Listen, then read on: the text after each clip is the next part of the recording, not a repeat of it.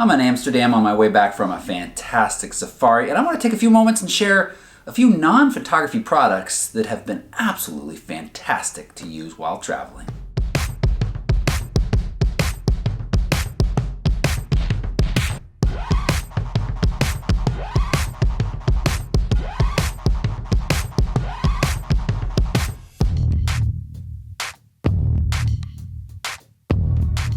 The first item I want to talk about is the Zendure Passport travel unit.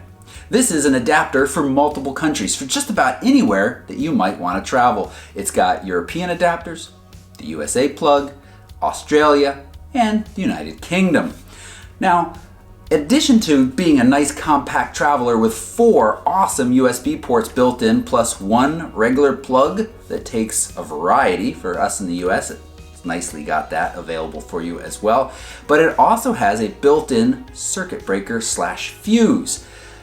I can't say for sure that this would have saved me $90 a few months ago, but I was in Iceland. I had a cheap travel adapter plugged into the wall. All of a sudden there was that scary zzz sound that electricity makes when it's not working correctly.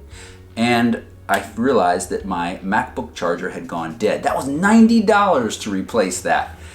Again, I don't know for sure that this would have fixed with that circuit breaker built in, but I certainly like now having this and that little extra peace of mind, especially when we're plugging in more and more electronics, especially expensive electronics like charging our phones, charging our cameras, and whatever else you might want to charge with either the 4 USB ports or the regular plug right here.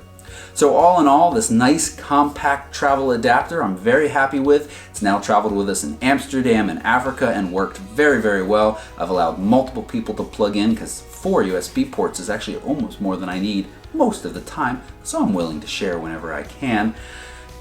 It's available on Indiegogo for $50. I'll put the link to buy it right down below. And as I said, I'm happy and can recommend it. Now, Zendure sent that along with this massive USB battery or battery pack. I don't know what you want to necessarily call it, but this is a 26,800 milliamp hour battery. Should be capable of charging your phones, your iPads several times over.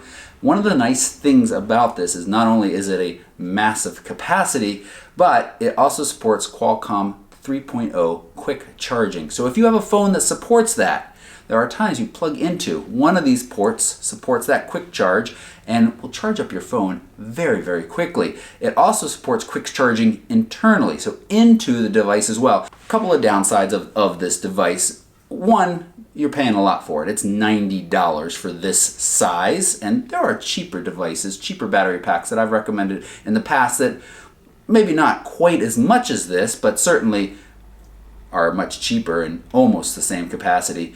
But the fact that it's got the quick charge in, charging this massive unit takes less than 10 hours, and charging while charging. Pass-through charging, I think is what they call that.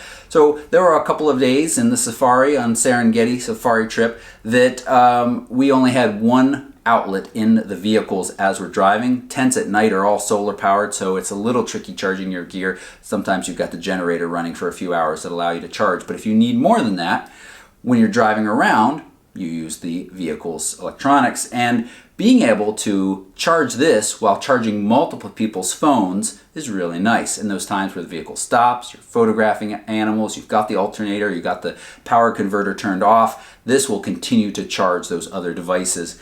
And again, almost 20,000 milliamp hours has been really nice, kind of a peace of mind. Even if it's at 20%, you can walk out the door and know that you'll be able to charge your phone multiple times or keep it charged for the whole day as you're out around traveling.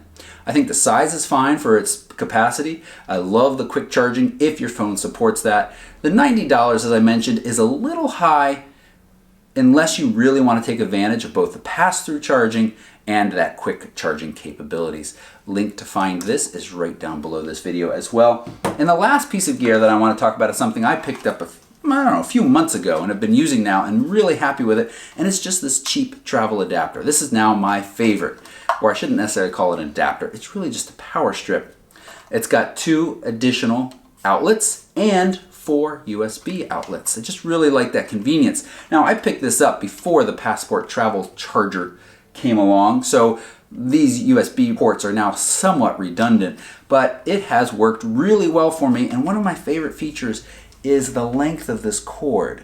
It's significant because I find myself in many hotel rooms going, what are these people thinking? There are no outlets anywhere near the bed. You need to have things being able to charge. You need your computer to be able to reach to the desk. You might be surprised if you haven't traveled much outside the US or even in the US. Sometimes the position of outlets in rooms is mind-boggling. Or there's just none, maybe one in the bathroom.